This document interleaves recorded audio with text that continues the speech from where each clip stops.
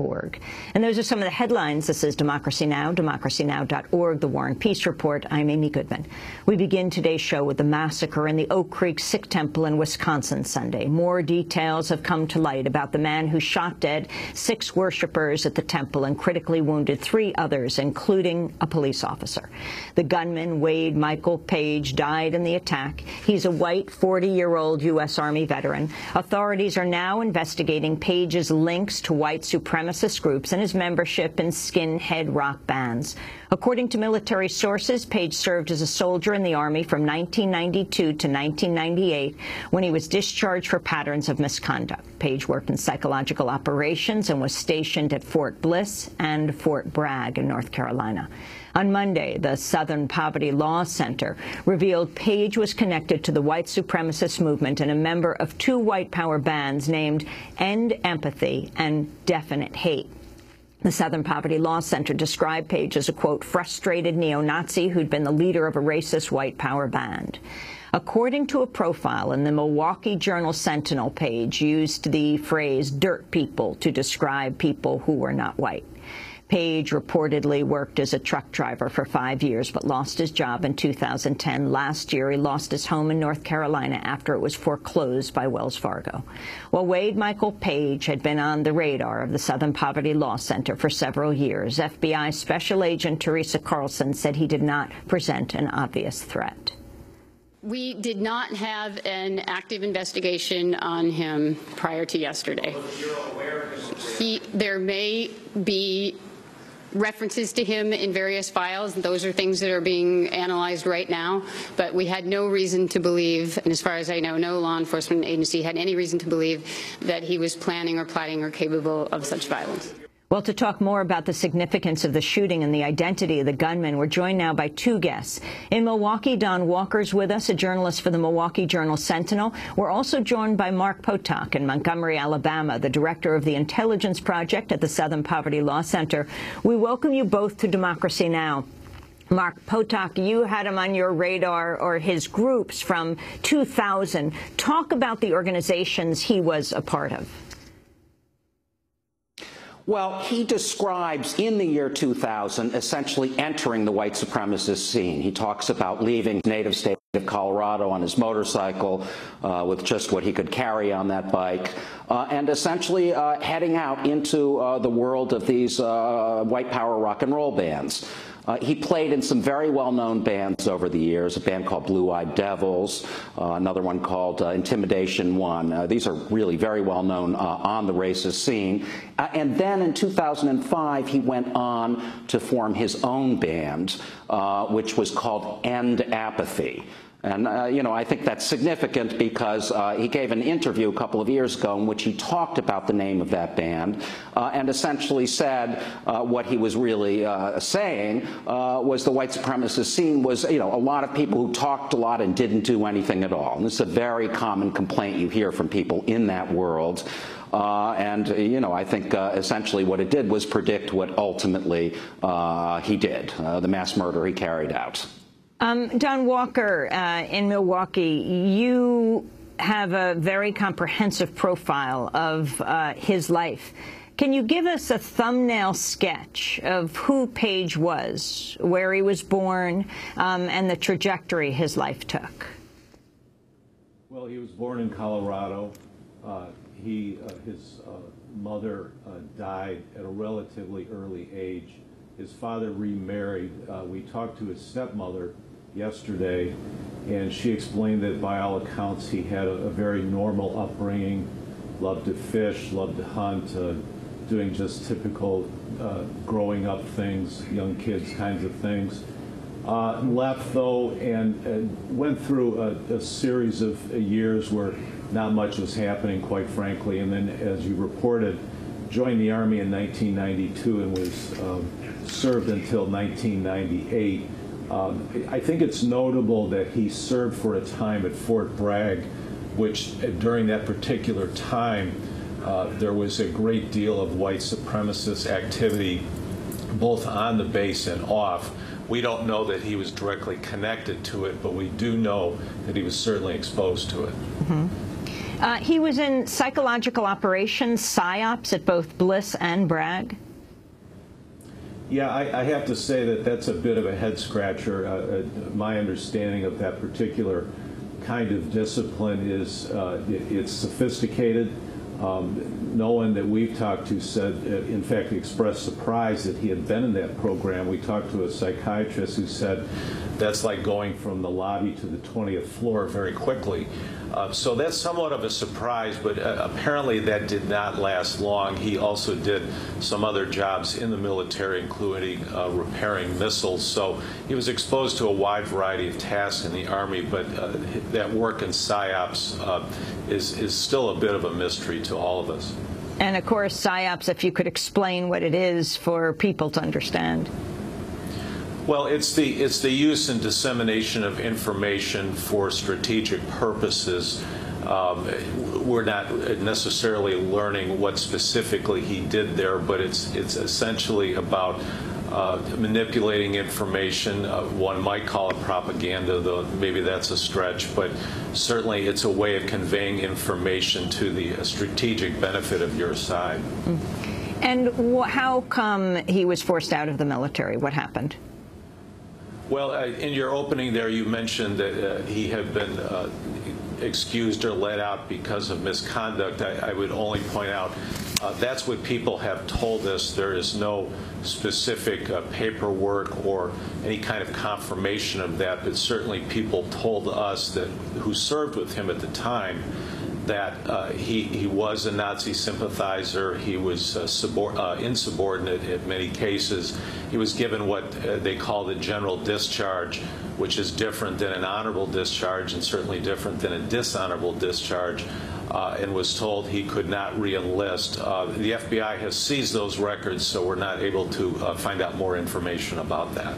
So according to Oak Creek Police Chief John Edwards, in 1998, he was given a general discharge, a cut below honorable. And then, Don Walker, talk about where he went from there, coming out of the military, some 14 years ago. Well, an assortment of jobs, as you reported, truck driving jobs. He lived in North Carolina. We believe he lived in Colorado.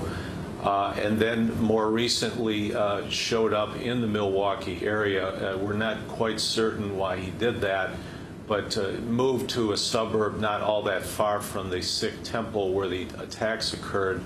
Again, jobs somewhat menial, third shift factory work, that sort of thing. He had very few belongings, moved around, moved in with a girlfriend who had a child. Many of his neighbors that we spoke with yesterday talked about him averting eye contact, not really interacting with people, so they didn't make much of it, but certainly he was not that kind of person who was gregarious and outgoing. And then ultimately moved to a suburb called Cudahy, which is also very close to the Sikh temple, and it was there that he apparently planned his attack. And his economic circumstances, Don, he was foreclosed on recently? Yes, he lost his home in January, or I should say late last year, in North Carolina, a home valued at approximately $165,000. The bank took it over. It's vacant. No one really knows. I mean, he had enough income. It was a house that lived right near. It was a house right near the airport in North Carolina, on the road to the airport. That's correct. It was near Fayetteville's airport, and he was earning enough money, we believe, to sustain that or pay for that home, but ultimately the circumstances led to foreclosure, and he left, and the bank took it over. And so he gets out of the military, he gets into major financial trouble, but also let's go back to Mark Potok. Now, you have written, Mark, that in 2000, the Southern Poverty Law Center found that Page also attempted to purchase goods from the neo-Nazi National Alliance. Tell us who they are. The National Alliance back then, in the year 2000, was by far the most important hate group in the United States. It was an organization of about 1,400 people, led by a former university physics professor, of all things, named William Pierce. I think some of our listeners will recall him because Pierce is the author of the race war novel called The Turner Diaries, which has often been described as the Bible of the extreme right. We don't know what Page was trying to buy, but what is certainly true, and I think suggests what he did buy, is that National Alliance owns something called Resistance Records. At the time, this was the premier distributor of white power music in the United States. So our best guess is that he was buying music. He was buying CDs from Resistance Records. But merely the fact that he had contact with the National Alliance, suggests once again that he was very much in the center of this world. I wanted to go to one of Page's songs.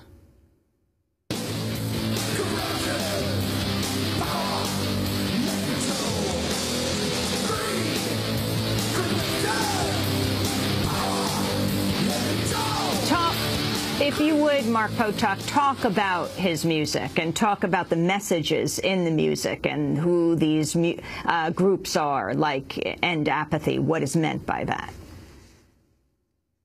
Well, a couple things. First of all, I couldn't even hear the words. We tried listening to several of his tracks yesterday and were able to distinguish very little in terms of what he was actually saying. And that's fairly typical of music in the white supremacist world. It's kind of shouted music. This world, the musical scene, is a very large underworld that the public basically knows nothing about. And that is the world he operated in. The music is terribly important to the white supremacist scene in a couple of ways. First of all, it's the #1 earner. These groups have very few ways of bringing money in and are typically essentially destitute. The National Alliance back in the year 2000 was bringing in $600,000–700,000 a year through its music, which is extraordinary. The other aspect of the music is that it has turned out to be the most effective recruiting tool for bringing young people into the movement. People will start listening to this music, typically on the internet, and when they're 16, 17 years old, the music, they listen to it hundreds and hundreds of times, and essentially the message kind of seeps into their brain. At that point, at least some percentage of those kids walk out of their parents' houses and walk into a real skinhead concert, and that is typically where we see a real recruitment happen. How do you find out, Mark, that someone is buying products from, say, the National Alliance? And what does it mean to say that you track these groups? I mean, do you work with law enforcement?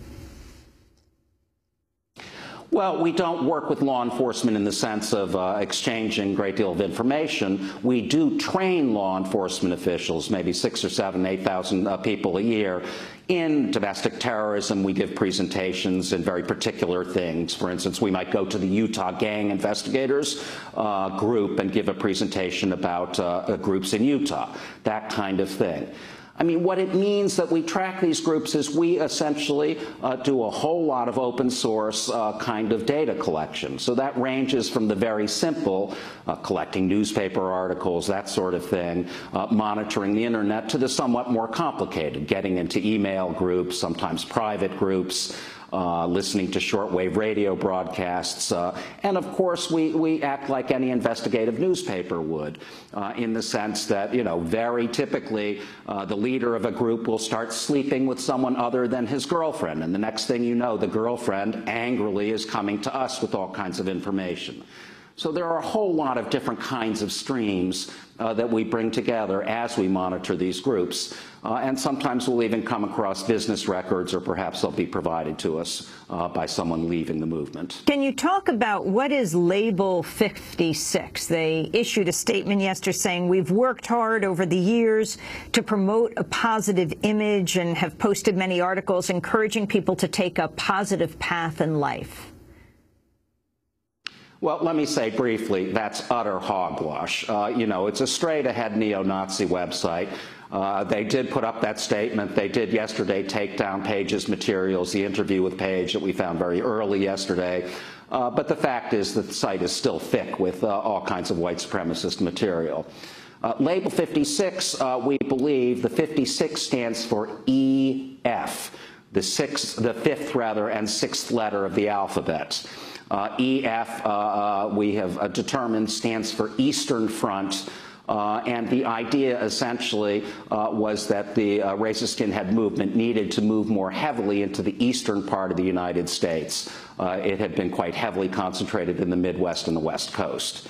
So beyond that, I can't really say. It's a relatively small label, certainly compared to groups like Resistance Records. They issued also a statement, Label 56, End Apathy's label, that said, please don't take what Wade did as honorable or respectable, and please do not think we are all like that.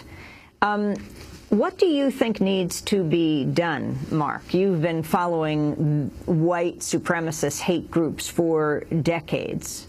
One person from one of these groups was interviewed and interestingly said he was looking for Page and started to look up articles, this is before the massacre, because he thought this is where he could be going. And interestingly, the guy who was interviewed was horrified by this, so he was a part of these groups. Well, I mean, I've got to say, certainly we saw nothing that particularly distinguished Page from thousands of other people who live in the same world that he did. So, I don't really find any fault with law enforcement. I just don't see how this could have been predicted in any real sense by law enforcement officials. I suppose it's different if you were close to the guy and really, talked to him on a regular basis. All that said, what the reporter who's on with us said, I think is very important. The idea that he was in the military and specifically at Fort Bragg at a time when there was a real scandal about neo-Nazis in Fort Bragg playing this music, openly indoctrinating other soldiers. There was a black couple, a man and a woman, who were murdered right outside Fort Bragg by neo-Nazi skinheads who, in fact, were in the military. So, we've spent a lot of time over the last 3 or 4 years doing investigative work and then lobbying the Pentagon to essentially impose a zero-tolerance rule on extremists in the military. What was going on a few years ago, in 2006 specifically, when we wrote a very big investigative piece, was they were allowing the recruiting of these people, not as policy, but as a factual matter, simply because they were having real difficulties meeting quotas, recruitment quotas for Afghanistan and Iraq. The administration, first the Bush administration and then the Obama administration, very much resisted taking this change initially, but finally, in response to our stories and lobbying and letters to the Department of Homeland Security and so on, in fact, the Pentagon did change their rules and impose a zero-tolerance policy in late 2009. So the hope is that at least this guy would have been found and probably kicked out of the military earlier. I'm not sure that would have prevented anything in terms of this attack, but I think it's important to try and keep these people out of our military as well. Page had a 14-word tattoo, "We must secure the existence of our people and a future for white children." I want to turn to a clip from a short documentary, White Power USA, which was made by independent filmmakers Rick Rowley and Jackie Suin of Big Noise Films. It aired on Al Jazeera English. This clip features white supremacist musicians. We already have a president who's out to destroy us and what we stand for. I did not elect a communist to run this country. This next one's called Soon Will Be Time, and if we do not take care of it, then we will lose our right to be.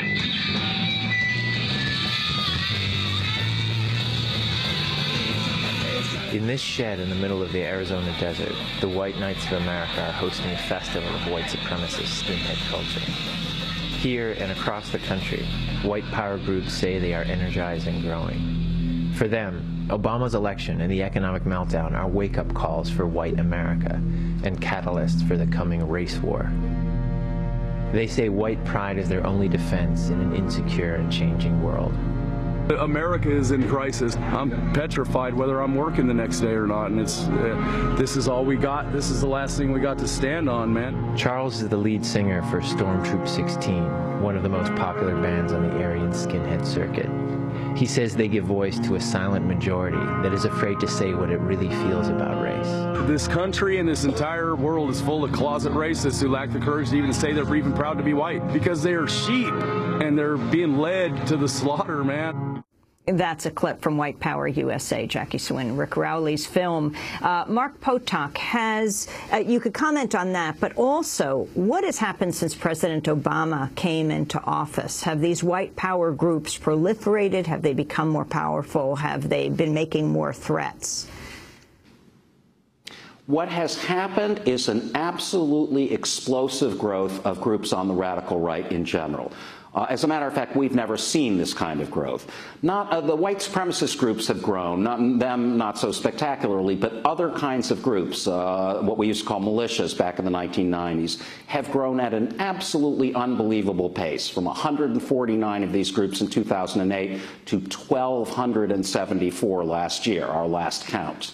As the voiceover in the documentary you just played suggested, the reasons really are the changing racial demographics of this country as represented in the person of Barack Obama and, of course, the economy. These people all realize that the Census Bureau has predicted that white people in the United States will lose their majority by about the year 2050. They'll fall under 50% of the population. And they are essentially having meltdowns. They're at the end of their rope. The world, they feel, is closing in around them. And the way they talk about the situation right now is a genocide is being carried out against white people in this country and generally in the world. Many of the groups talk about whites as the most endangered species on the planet, of all things. So we see this quite commonly, this sense that they are sinking, this is the last possible moment, the country's going down, and so on and so forth. So, the bottom line is we're living in a very scary time, a very scary moment. I have to say, this attack, certainly we knew nothing about the particulars of this attack before it happened, but I don't think was much of a surprise to many people who do the kind of work we do. This is our Anders Breivik. Anders Breivik, of course, being the man who murdered 77 Norwegians last July of 2011, because he thought they were enabling Muslim immigration into Norway. So this looks very similar. Of course, we've now seen a mosque burned down, and there's an immense amount of anti-Muslim propaganda in the political mainstream as well as among fringe groups like this. So sad to say, I just don't think this attack was all that surprising. Well, I want to thank you very much for being with us. Mark Potok, Director of Intelligence Project at the Southern Poverty Law Center. And I'd like to ask Don Walker to stay with us after break to find out about the scene yesterday in the Sikh community in Milwaukee that you have been covering. Don Walker, writing for the Milwaukee Journal Sentinel. This is Democracy Now! We'll be back.